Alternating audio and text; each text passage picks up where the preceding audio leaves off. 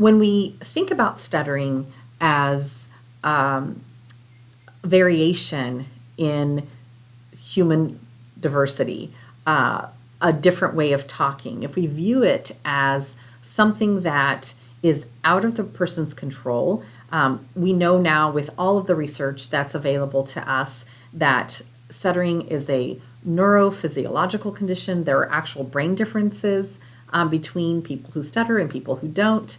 We know that it is often genetic in nature. It runs in families in many instances. And so we know that it is not something that that person can just turn off or suppress because it's a part of their makeup, right? And so with that understanding, when we view stuttering and the role of the social model lens within stuttering treatment, it really enables individuals to recognize that there is a disabling nature within the environment.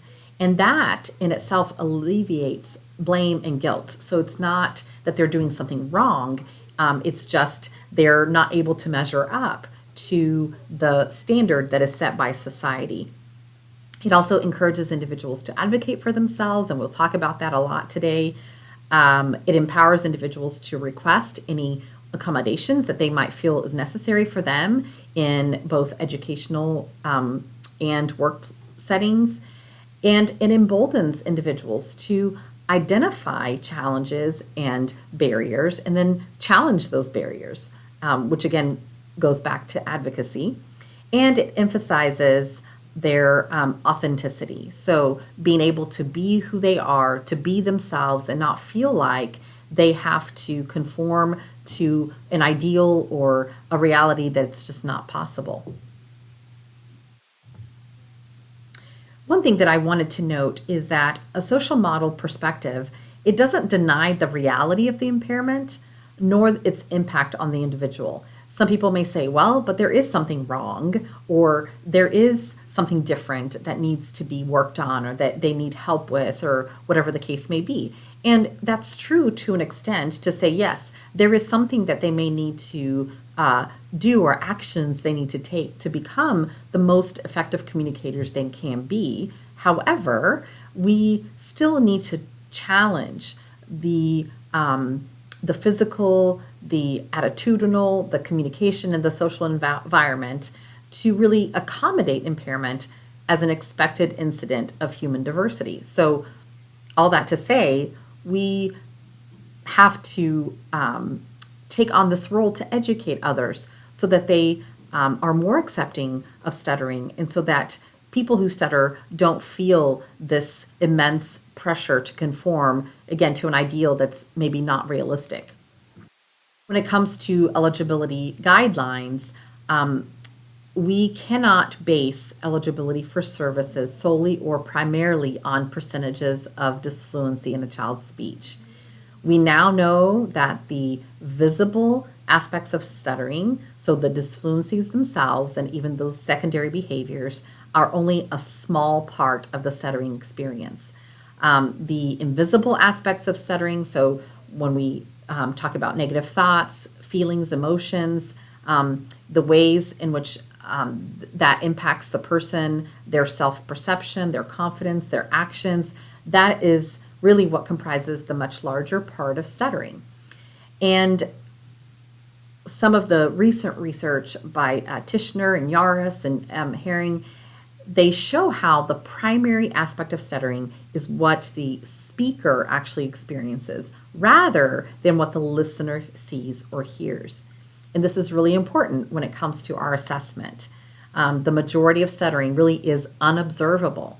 So when we are assessing children who stutter, we have to view the experience of stuttering using this updated ICF model that Tishner and Yaris have proposed, where we're looking at the impairment, we're looking at the symptoms, or what are we seeing outwardly, but then also looking at personal factors, so their behavioral reactions, their affective reactions, their cognitive reactions, and then also looking at the activity limitations and participation restrictions that are present in that individual's life. And so this would be, of course, would apply to adults as well. But if we're thinking about, children, teens that we're working with in the schools and eligibility criteria, we have to look at much more than just percent of disfluency. And the one thing I point out here, this is kind of a repetition of everything I just said, but I just want to zone in on the fact that the ICF model, it presents the sensation of being stuck or losing control as the primary symptom of stuttering.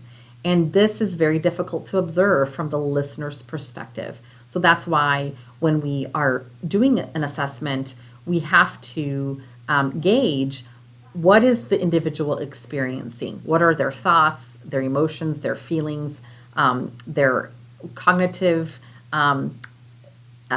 perceptions, what they are telling themselves because of their stutter, and so on. And then the responses that come from that are affecting them or limiting them in their educational experience, or if they're out of school, in their workplace or wherever they might be.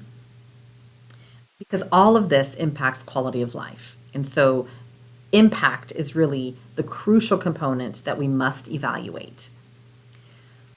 So therapy frameworks or treatment approaches that incorporate the social model of diversity, they focus on minimizing these disabling structural, environmental, and attitudinal barriers. So let's talk about how.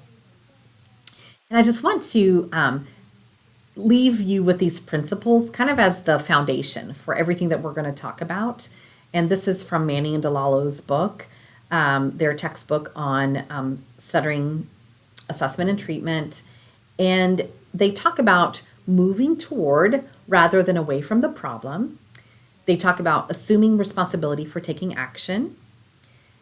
They also discuss restructuring the cognitive view of the self and of the problem, and then recruiting the support of others. So this will be somewhat the foundation for a lot of what we discussed today.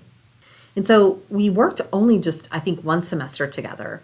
And about a year later, I get this email from him, and he says, "I just wanted to thank you for your help during our sessions. The past year and a half or so, my stuttering has been an afterthought.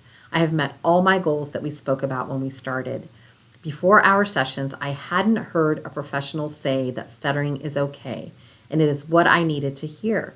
Thank you again for all you've done." And he talks about how his perspective changing is what made the most difference, and how it was more of the inward change, not so much the outward change. But then when that inward change came, easier, or his talking became easier. So then he actually was sometimes more fluent, but not because he was trying to be more fluent, but only because he was not so much worried about the stuttering anymore, right? He says it was an afterthought. It wasn't consuming his mind as it did before, right? And so often when we address perspective and beliefs and perceptions and expectations, that will solve so many problems. It will help individuals embrace themselves, embrace acceptance, and then do the things that they want to do, take the risks that they want to take, communicate in the ways that they want to communicate in the situations that matter to them.